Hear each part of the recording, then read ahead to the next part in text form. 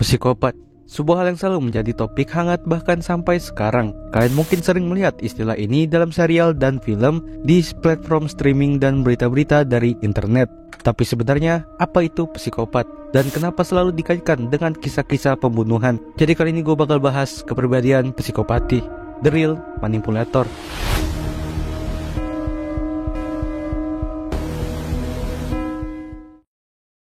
Psikopat adalah istilah yang digunakan untuk menggambarkan seseorang yang memiliki kecenderungan untuk melakukan perilaku antisosial atau kekerasan tanpa rasa bersalah atau empati terhadap orang lain. Istilah ini telah digunakan selama berabad-abad dan telah berkembang dari pandangan awal yang menganggap psikopat sebagai orang yang tergila-gila atau terobsesi dengan kekerasan, menjadi pandangan yang lebih modern yang menganggap psikopat sebagai seseorang dengan kelainan mental yang lebih kompleks. Sejarah psikopat bermula pada abad ke-19 ketika dokter-dokter di Inggris dan Prancis mulai memperhatikan individu yang memiliki kelainan kepribadian yang tampaknya tidak dapat diobati.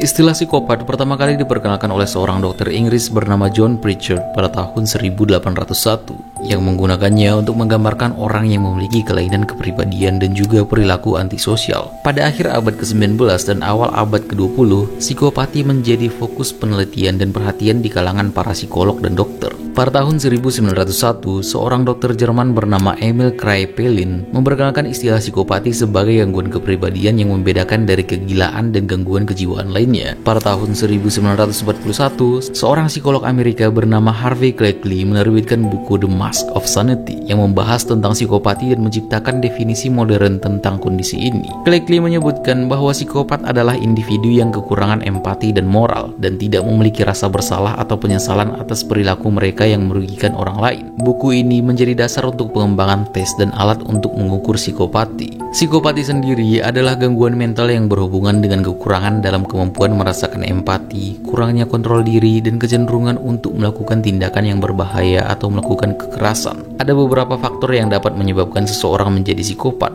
termasuk faktor genetik, lingkungan, dan pengalaman masa kecil. Para psikopat ini terlihat tidak memiliki rasa takut, sangat pandai berbohong dan memanipulasi, memiliki kekurangan kontrol impuls, dan terkadang karismatik. Dan inilah yang membuat banyak orang tertarik untuk mencoba melihat ke dalam isi kepala dari para psikopat ini, yang membuat beberapa orang mencoba menampilkannya dalam seni media, seperti yang akhir-akhir ini kita lihat dalam Netflix show Dahmer yang diambil dari kisah nyata. Dan ini juga pernah terjadi dengan Ted Bundy dalam beberapa film.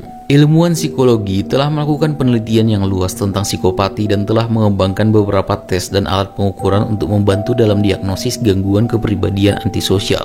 Terapi dan pengobatan yang berbeda telah dikembangkan untuk membantu orang yang menderita psikopati, termasuk terapi perilaku kognitif dan farmakoterapi. Namun, diagnosa dan pengobatan psikopati tetap menjadi topik yang kontroversial di dunia psikologi. Beberapa ahli percaya bahwa psikopati tidak dapat disembuhkan, dan orang yang menderita gangguan kepribadian antisosial harus diisolasi dari masyarakat untuk mencegah kekerasan dan tindakan kriminal yang berbahaya. Namun yang lainnya berpendapat bahwa dengan perawatan dan terapi yang tepat, psikopati dapat diatasi. Dan orang yang menderita gangguan kepribadian antisosial ini juga dapat menjadi produktif dan berfungsi dengan baik dalam masyarakat. Kalau kalian ingin mencari tahu lebih dalam mengenai bagaimana cara seorang psikopat berpikir, saya juga membahas dengan cukup dalam di dalam channel Ardianzi. Setelah menonton video ini sampai habis, silahkan mampir jika berminat.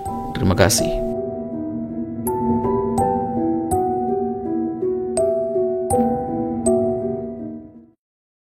Setelah mengetahui sejarah dari munculnya istilah psikopati, apa sebenarnya yang menyebabkan seseorang dapat mengalami gangguan psikopat? Apa yang sebenarnya mereka pikirkan? Penyebab gangguan psikopati sebenarnya itu masih tidak diketahui dengan pasti.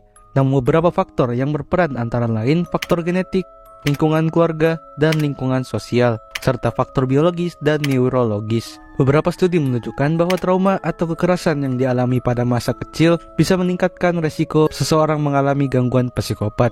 Faktor lingkungan seperti keluarga yang tidak stabil atau kurang perhatian juga dapat mempengaruhi perkembangan psikopat. Selain itu, faktor biologis seperti ketidakseimbangan kimia otak atau gangguan neurologis juga dapat berperan dalam munculnya gangguan psikopat.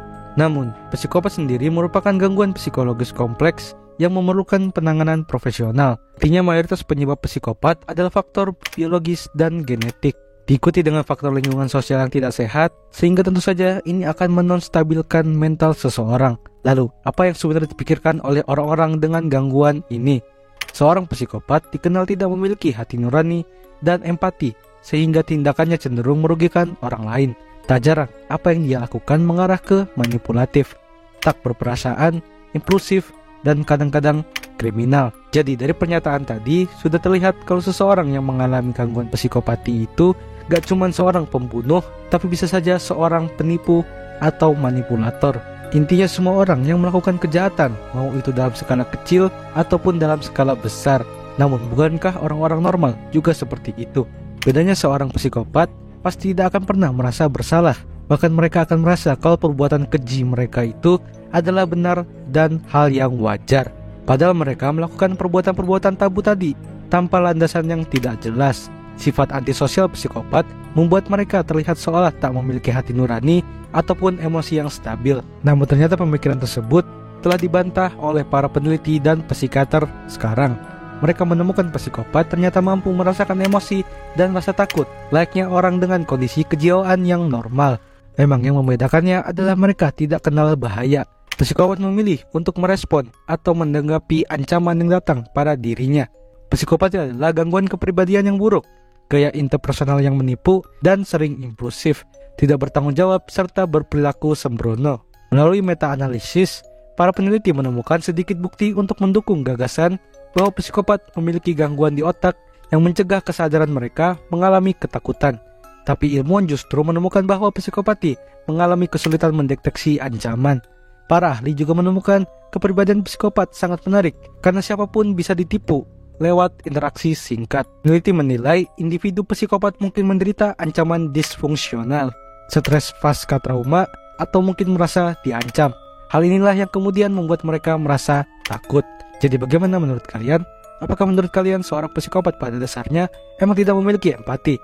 Atau kalian setuju dengan para peneliti yang bilang kalau orang dengan gangguan psikopati itu sebenarnya masih punya rasa empati dan rasa takut? The 7 News formal murder charges and crime of violence against this woman, Isabella Guzman. She's accused of stabbing her mother 79 times. The 18-year-old smirked at the camera as she stood up and walked to the defense table this afternoon, her arms and legs shackled. After the judge read the complaint against her, she looked over, stared at the camera, and motioned to the area under each of her eyes with her index finger.